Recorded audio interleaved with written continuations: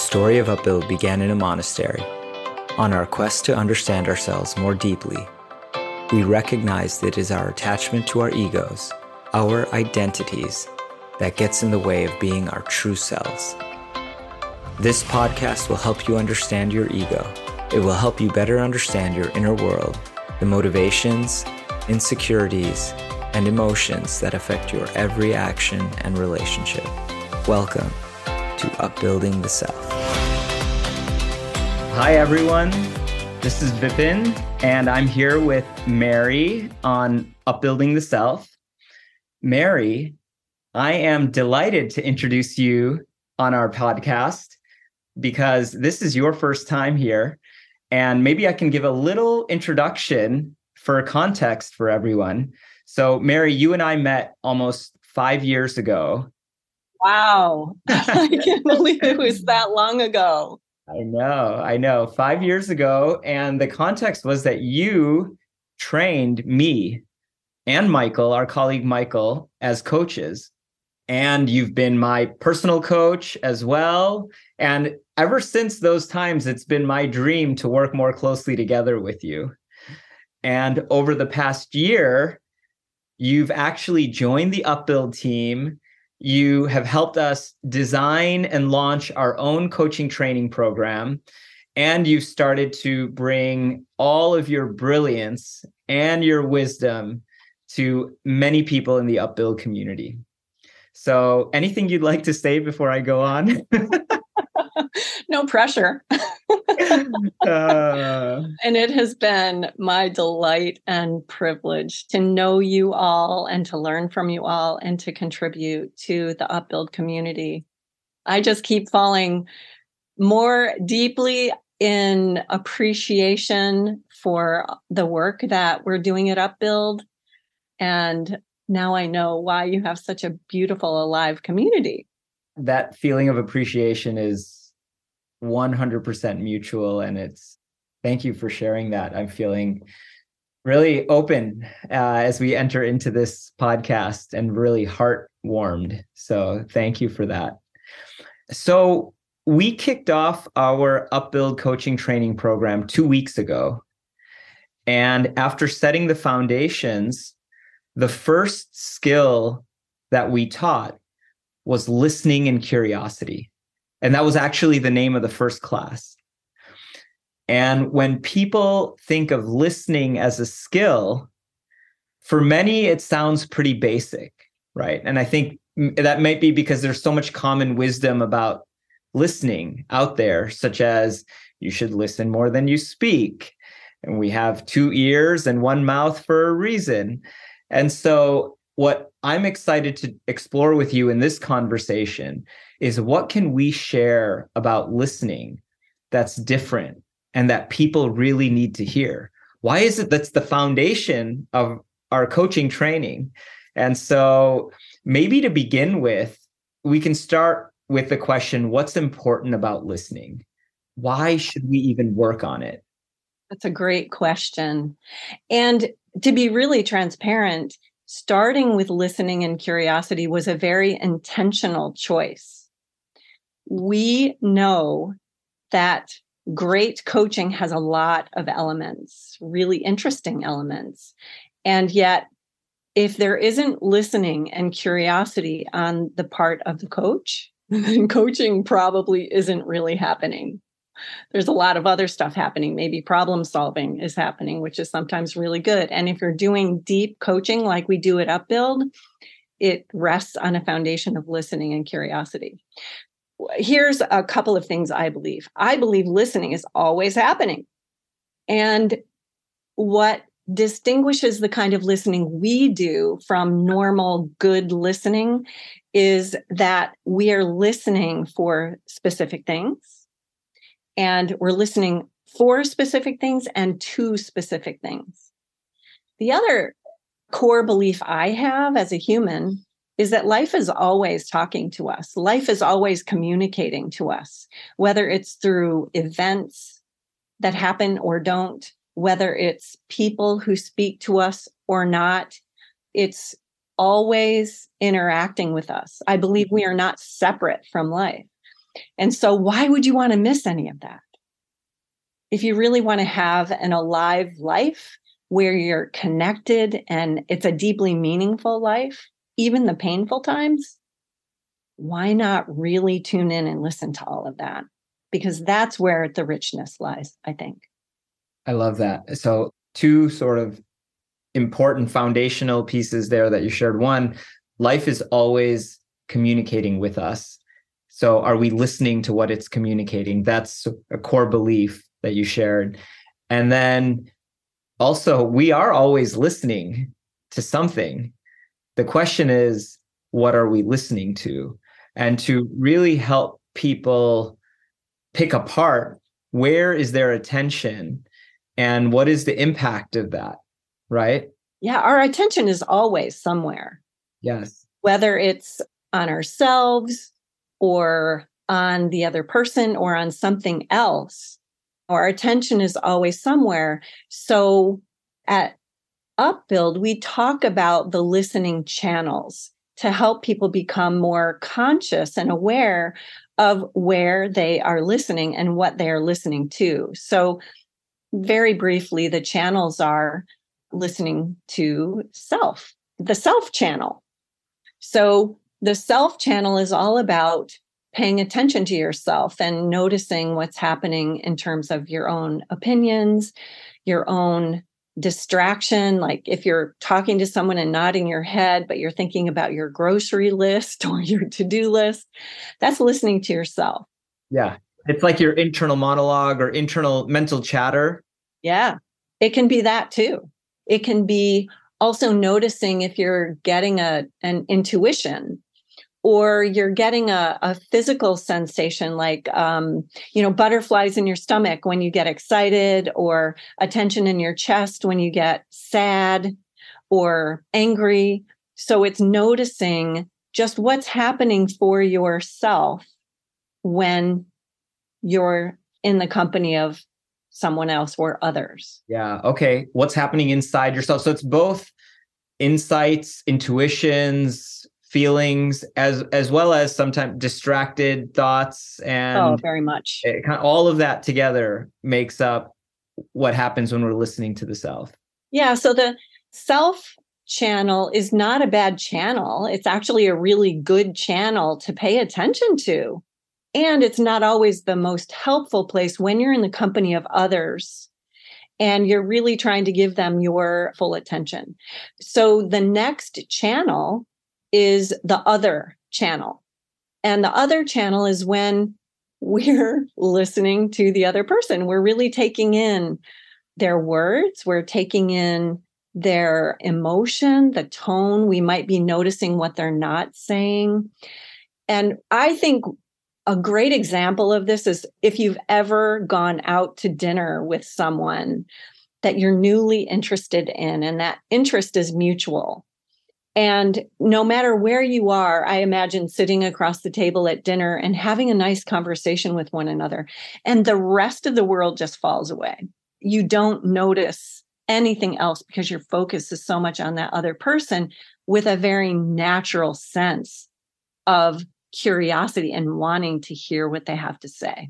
Yeah. I get the image of the shallow depth of field in a photograph where everything else it's blurry in the backdrop when you have that level of engagement, right? Yeah. And a lot of us, because we have so much going on in life, we don't often put our attention there. Our attention is always shifting. And so we're putting attention and intentionally on the other channel, so that we can build that muscle of, okay, I'm going to be present with this person and really pay attention. What's important to them? What is it that they're actually talking about? If we go under the words and we're listening for the emotion or the tone, what's going on with them? So this is what's happening on the other channel of listening.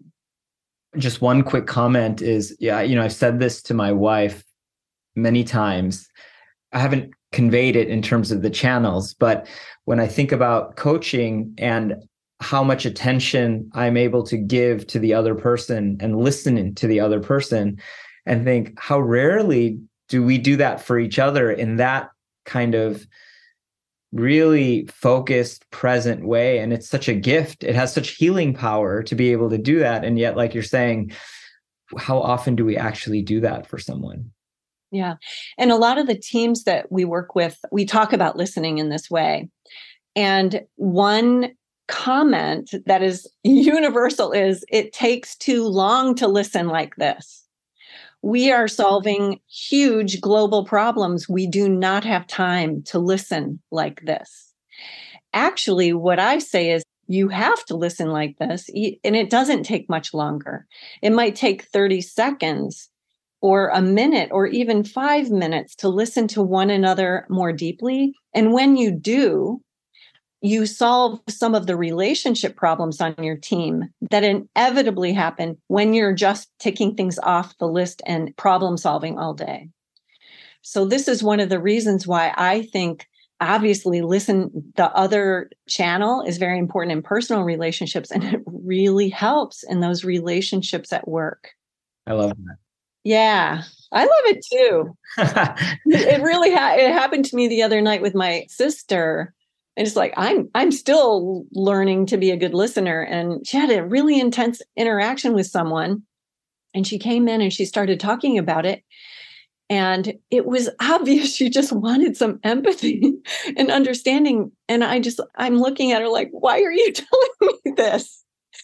Because I was involved in something else. I was really distracted with my own stuff. So I was on the self channel.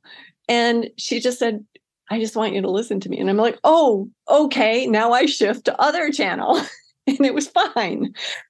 So we don't automatically always know what to do with our listening, but we can learn. And I'm a lifelong learner when it comes to listening. So the next channel. Yeah. So we have listening to self, listening to other. The third channel is the environmental channel. It's listening to the environment around us and in the conversation.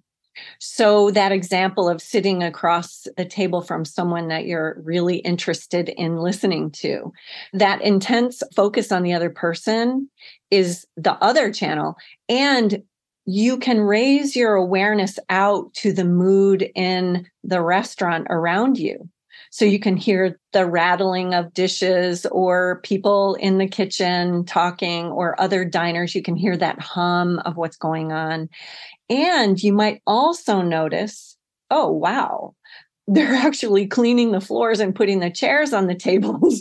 It's closing time. We've got to go. So that's an example of what listening to the environment will give you. That's the kind of information you're going to tune into. And I'm making a connection to why this is important, outside of just your personal relationships, is when we're listening to the environment, we can hear things like the tension that was present in a meeting prior to us walking in. We can get a sense of the mood or tone or energy of an interaction. And sometimes we're not paying attention to that. And when we do pay attention to that, it brings another level of nuance to the conversation. So to be able to say, wow, I'm really feeling the tension on our team right now as we discuss this decision. What if we took a break for a few minutes? Or what is the pattern that we're repeating as a team when we get to this level of tension and disagreement with each other? What's that pattern? What are we actually creating? So you can get curious about that emotion or tone or whatever is happening in the environment when you put your attention there. That seems like it would be a very powerful moment. And I can imagine people thinking and potentially even saying, kind of like what you said earlier, we don't have time. We don't have time to talk about that right now. We have this decision to make. So please don't derail us.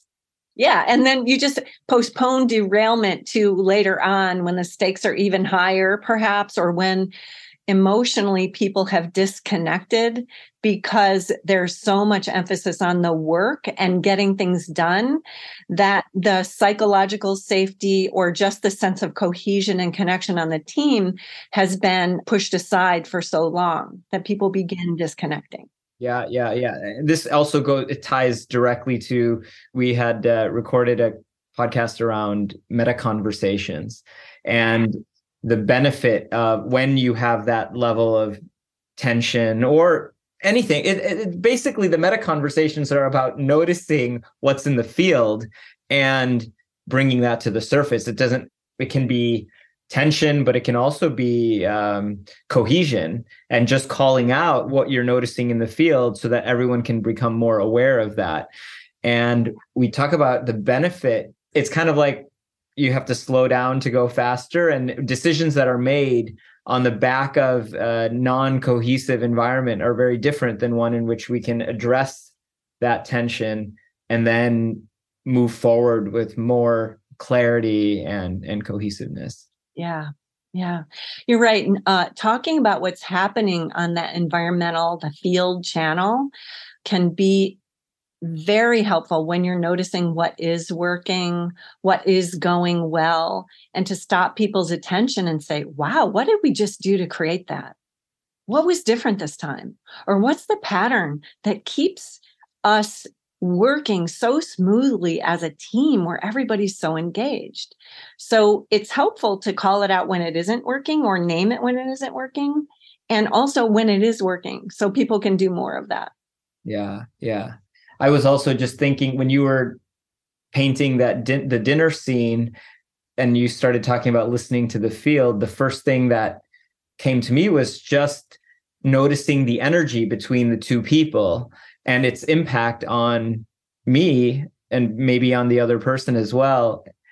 And that's even so helpful to be able to name, because often those things go unspoken, but to be able to bring awareness to the field, the energy in the conversation, I think can be beautiful. I love that word field because we are all surrounded by electromagnetic field, right? And there's a lot happening in the invisible realm. And I like to talk about it as what's happening in the invisible. And a lot of us don't pay attention to the invisible because if we can't see it, it doesn't exist. Yeah, it feels intangible. Yeah, Right? it feels really intangible. And of course, and yet, when you begin to put your attention there, it's like, oh yeah, oh, I can always tell when I walk in and two people have had an argument, even though I didn't hear a word that was said, I didn't see anything, but you can feel that tension. Cut it with a knife. That's a very common saying, and it actually turns out to be true. And we can also feel it when not just our own personal experience of when something is going well. That's self channel. We can feel it and get a sense of it when it's happening in a group or even with another person. So there are people who naturally are drawn to listening to the environmental or the field channel. And that is discounted often because it is intangible. And we want to shine a light there because there's a lot that happens there, especially when you're working with teams. This is great. I have two follow-up questions on this that I want to ask you. One is this example you gave of walking into the room and feeling the tension. One thought that came to me is, could you also be seeing the facial expressions and the body language of the two people? Like, what's the distinction between, is that part of listening to the field or is that part of listening to the other? Can you actually listen to the field, or are we listening to the other people who are in the field? Even if they're not saying anything, there's a lot that we're listening to in their body language. Oh, that's such a big question. And I think about, a pebble dropped into a still body of water, listening is not four distinct channels. And we're going to talk about the fourth channel in a second. They blend together, and I think they inform each other. We draw very specific distinctions between the channels as a way to make them easier to learn and become familiar with. And I think what you're talking about is those things inform themselves or each other, where the facial expressions, maybe the words or the body language we would call other channel listening. And then the mood, the tone, the environment, the culture, that's more the environment or the field that gets created from all of that and with all of that. So I think they inform each other. Yeah. Yeah. Okay. Very helpful. And the other question, I'm going to pose it. Maybe we come back to this after the fourth, but I was wondering, as you tune into the field, I mean, you just said that each of these they're not so distinct, they inform each other. But when we're listening to one, does that mean we're not listening to the other? So if I start tuning into the field, am I missing what the other person is saying? And how do I do that in a way that is not counterproductive, especially in a one-on-one conversation? Yeah, this is such a good question. And I believe, and it's been my experience, that you can point your attention to one of the channels very clearly, especially when you're first learning about these channels.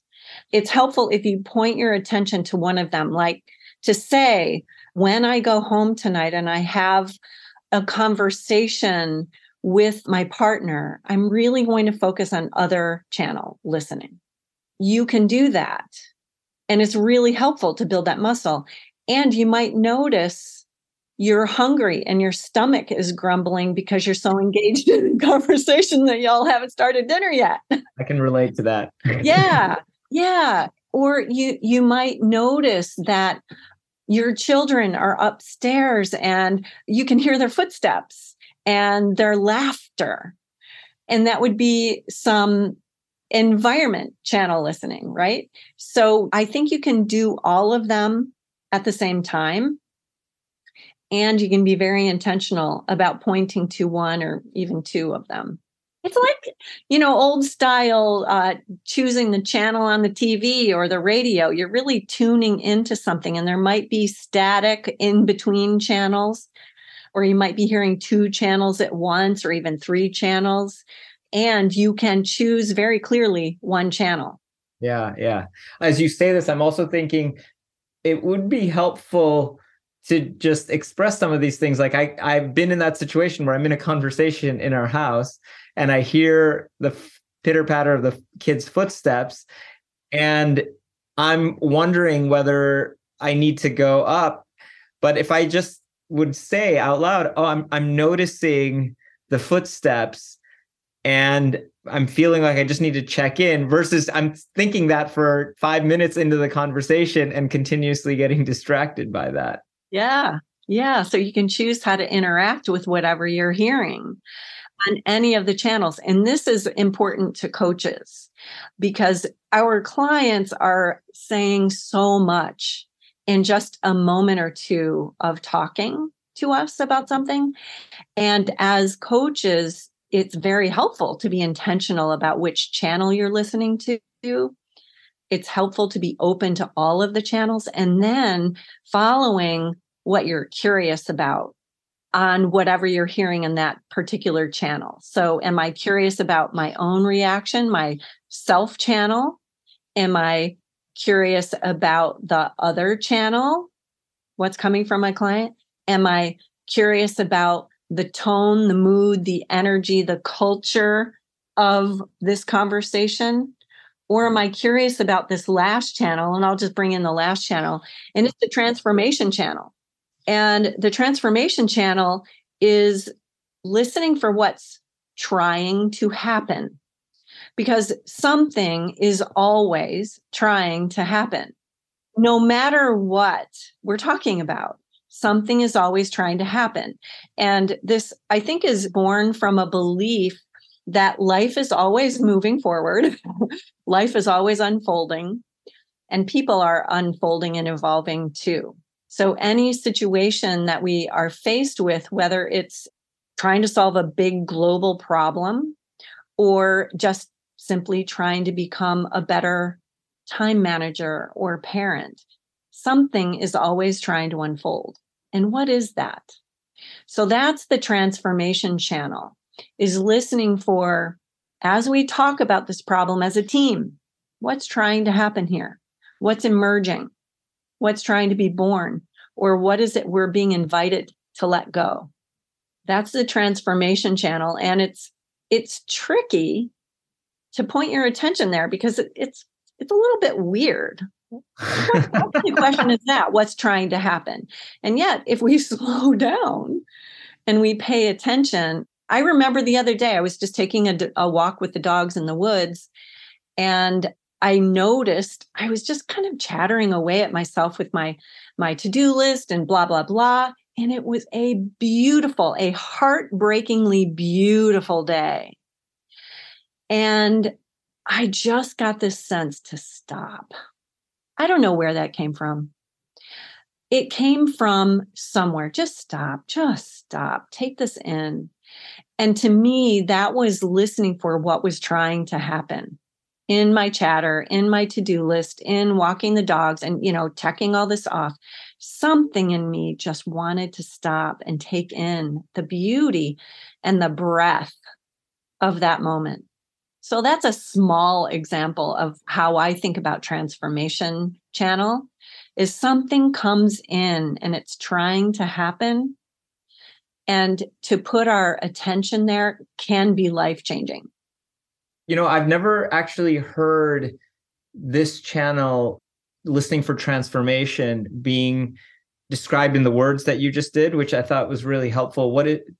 Listening for what's trying to happen. Something is always trying to happen, and listening for what's trying to happen. And my question is, I'm trying to understand the benefit of this by thinking about the opposite. So, like you said, something is always trying to happen. If I'm not listening specifically for what's trying to happen, isn't it going to happen anyway? What will I miss? What is the benefit of listening for what's trying to happen specifically versus listening to all the other three channels, which will prepare me for whatever's trying to happen? Yeah.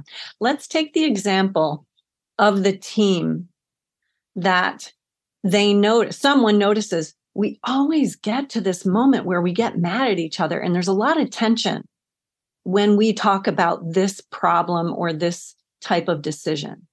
And you can feel the tension. Everybody knows it and somebody names it. So think about what's trying to happen on that team. We don't know because it's a hypothetical, but it happens enough that many of us can probably guess what's trying to happen. It could be someone's trying to take charge or take responsibility. It could be people aren't really listening to each other, and what's trying to happen is they need to give each other more space. That tension could be that there's a long overdue conversation about values or vision or lack of direction that needs to happen. It could be that there's a lot of frustration that's happening. And so if we looked at that, any of those things as what's trying to happen, what's trying to unfold, that if we get curious about it and stop judging it as being bad, that kind of tension could be, we actually really need to cut each other more slack because we're all overworked. We're all doing our best. We're coming off of a 2-year pandemic. And maybe it's okay for us to just breathe a little bit once in a while together and have some fun. So that's why it's important.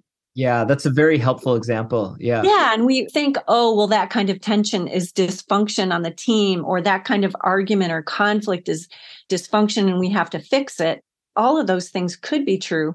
And no matter what is happening, it's something trying to unfold between us. Yeah. Well, just as you were talking about this, listening for what's trying to happen and giving a couple of possibilities, it seems like with your awareness of this channel and some attention there, it feels like that's the possibility for more insight about where we need to go. And even you were talking about problem solving earlier. You're looking for what is needing to happen, what is trying to happen. And with attention there, it can give you more insight into maybe how to solve what is happening right now. Well, and just going back to that example with my sister, it was this moment. And I was noticing that we weren't quite connecting. And all of us have those moments in relationships.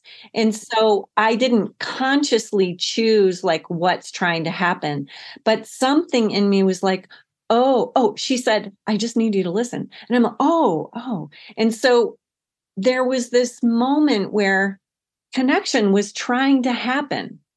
Maybe a little bit of relief was trying to happen.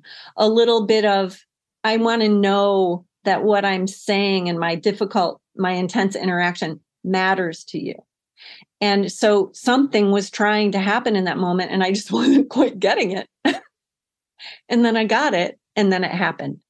Wow, I'm liking this channel more and more. I feel like today, I think as an experiment, I'm going to try to spend as much time as possible in this channel. There's a lot here for me to discover. Yeah. Yeah. There's a lot here for coaches, and I think anyone who is in a position, and I think it's a privilege to listen to other people and help develop other people. Because many of us are rewarded handsomely to solve problems, important problems, and we should continue doing that. And while we're doing that, to be able to develop the capacity of another person to listen to themselves, to know themselves better, to expand themselves, to become bigger than the problems they have to solve every day. It's a huge privilege to listen to what life is inviting a person to step into, rather than what is the problem that they're here to fix. It's a completely different question. And in coaching, many times we come into a coaching conversation with a specific problem to solve or something to explore. And we talk about coaching the person and not the problem. Because when we put our focus on the person and expanding their capacity, expanding who they are, and inviting them to step into this moment as a more expanded person, they will solve the problem themselves and they will know what to do. And if they don't know exactly what to do, they'll at least know the next step. They will know what they're capable of doing next. So I am all about transformational channel. I just love it. And it helps me stay really curious and in a place of wonder and awe, rather than just trying to solve the problem. And I just think it's more fun. Well, what you just shared is so powerful and so compelling. And I love what you're saying also about the link here, especially around curiosity, because this question of what's trying to emerge, what's trying to happen, it's not obvious. Sometimes it may be, but often it's not. And it sort of begs curiosity to put your attention there. And I'm really wondering what is trying to happen here, and how do all of these channels that I'm listening to inform that? I think about how there's that old saying, don't push the river. Many of us, we are efforting, and in Western culture especially, there's a lot of focus on, if I'm not struggling and suffering, then I'm not working hard enough.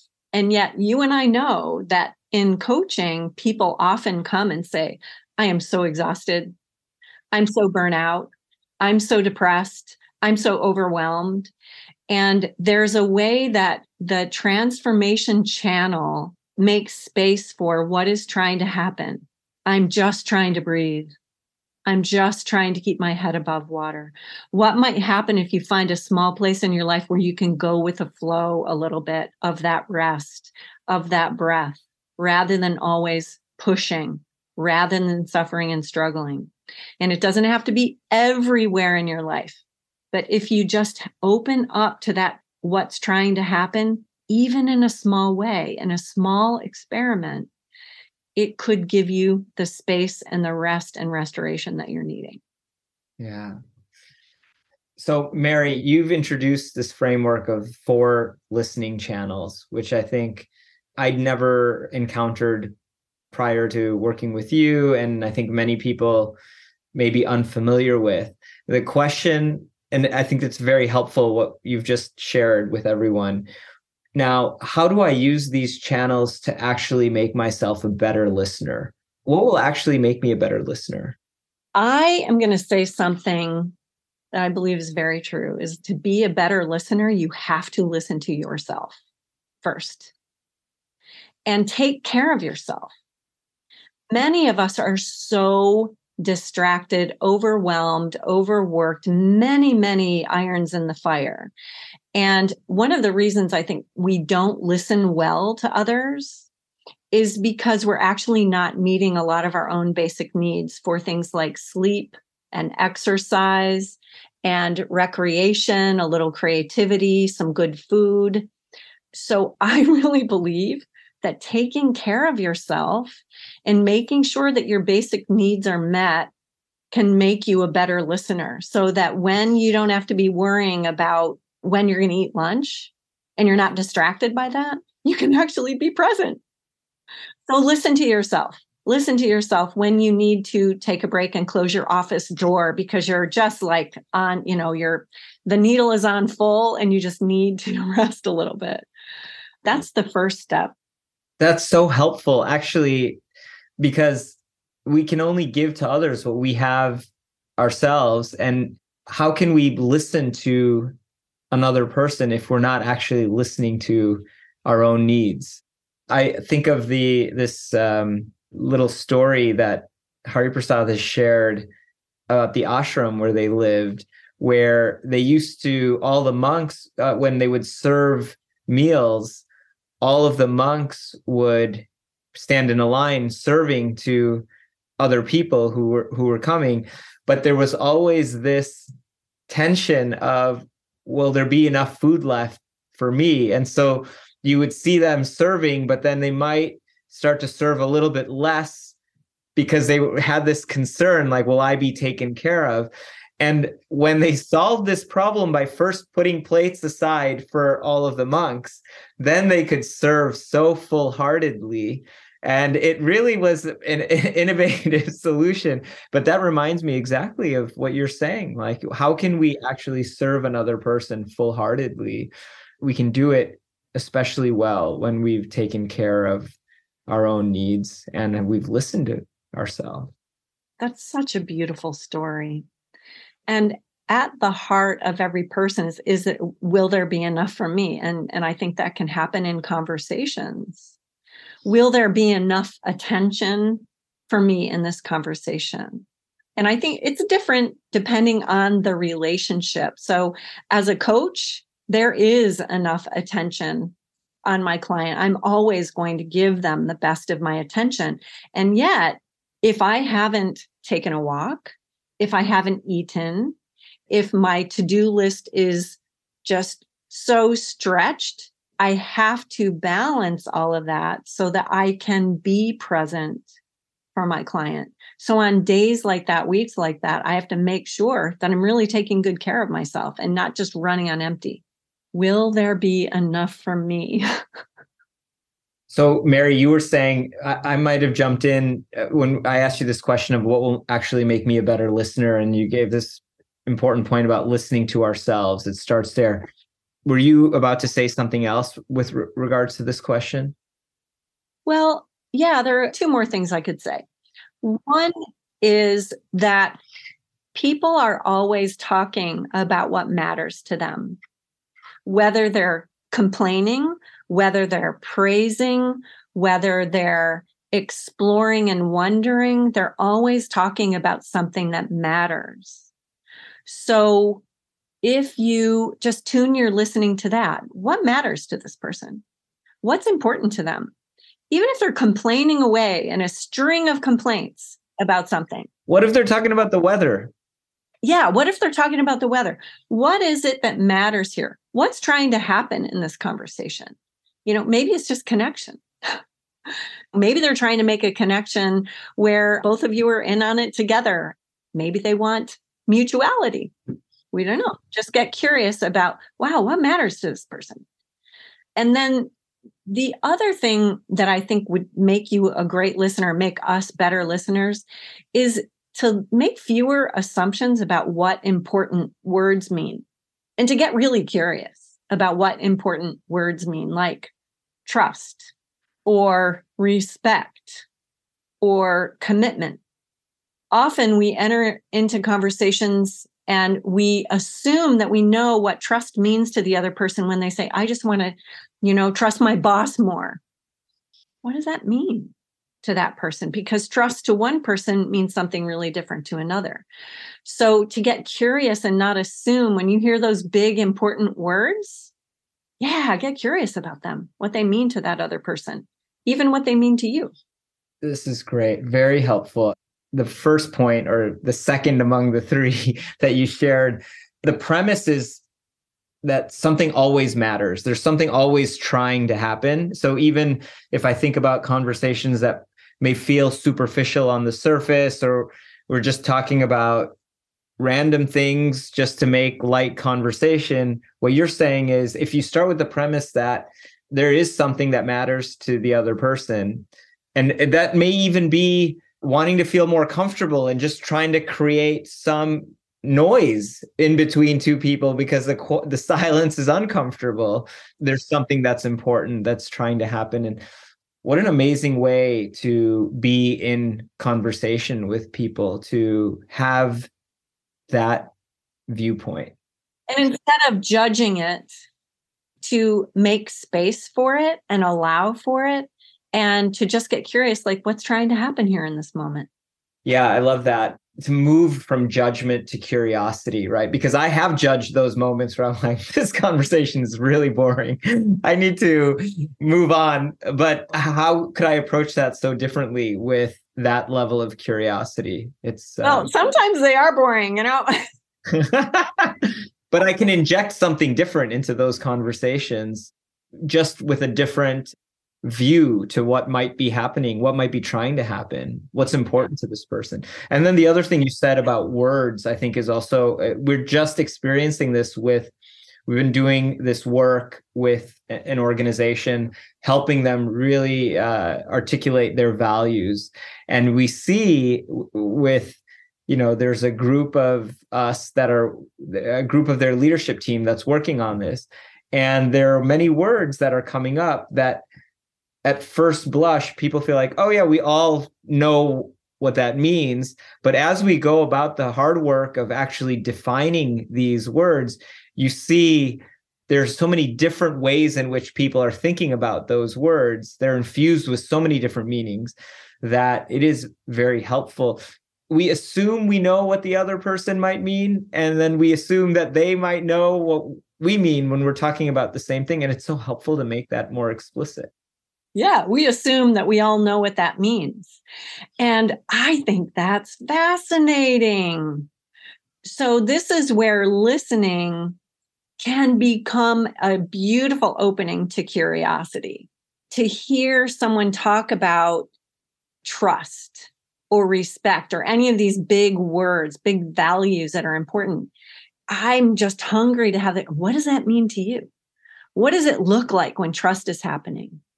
When you are demonstrating trust, what are you doing? When someone is trustworthy, what does that look like? How do you feel? It just opens up a bunch of what and how questions that make me really want to know more about that person. And of course, this kind of curiosity is very natural as a coach, and it's welcome in coaching because people come to us to ask them the questions that they may not be asking themselves. So as a coach, it's ripe for exploration. And you can do that even when you're not a coach. I think this is really helpful in this kind of curiosity, and listening is helpful in relationships where we might think we really know the person. And we might know them really, really well. We might have a long relationship with them. But to not assume that when they talk about something like trust or respect or the weather, that we understand them completely. There's something in talking about the weather that is very connecting for people. And yet I talk about it for a really specific reason. I want to know how I can dress for the morning dog walk so that I am really comfortable and not freezing this winter, So that's why I talk about the weather. I also am really curious, and I'm wondering what's happening out in nature. It's fascinating to me. But somebody else might be talking about the weather because they just want to connect on a very human to human, mutual level about something we're both experiencing. And it's all about connection for them. Mm-hmm. Mm-hmm. Mary, so I have one more question for you before we wrap up. And that is, what would you say to someone who might say, I'm just not a curious person? Like, I feel like I was curious as a kid, but I don't find that in me. What would you say to them? What's that like for you? Yeah. You would get curious. I would get curious because there are a lot of reasons why our natural wonder and curiosity get trained out of us. Mm-hmm. Like daydreaming in school. Unless you went to a school that really encouraged that kind of daydreaming and curiosity.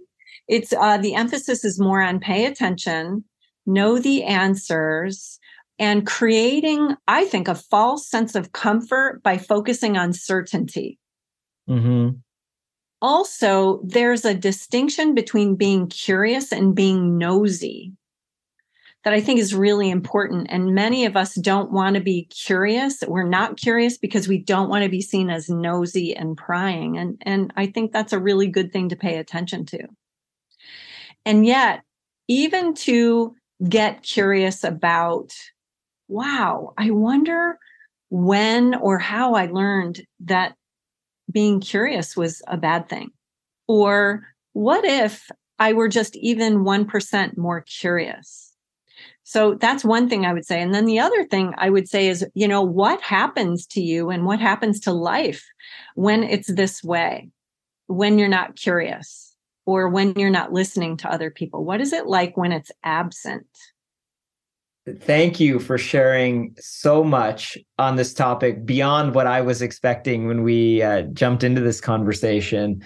I'm going to go into my next conversation really listening for what's trying to happen. I loved what you gave us about a few different ways in which I can actually work on being a better listener. I'm really looking forward to, you mentioned a couple of times, questions that can help that come from a place of curiosity. So I'm really looking forward to having another conversation with you, moving from listening and curiosity to powerful questioning. So stay tuned for that. Thank you. It was so fun to talk to you about this. It's one of my favorite topics. You are really a master here. And I didn't say this in the beginning, but we have the privilege of someone in you, Mary, who has been coaching for more than 20 years and who's been training other coaches for that long. So this is a perfect topic to be learning from you on. And there are many more such topics. So I hope to have you here with us many more times in the future. Thank you so much, Vipin. It's always such a pleasure to be with you and to explore these big questions and just to connect. Thank you, Mary. So much. Thank you. Thank you for listening to Upbuilding the Self. Upbuild is a leadership development company that offers workshops, coaching, and other services to help you on the path towards being your best self, free from the shackles of the ego. To learn more about our work, visit our website, upbuild.com, and sign up for our newsletter to gain access to podcasts, reflections, and upcoming events. If you enjoyed this episode, please go to iTunes to leave us a review so that others can find and benefit from the podcast. We look forward to being with you again next time.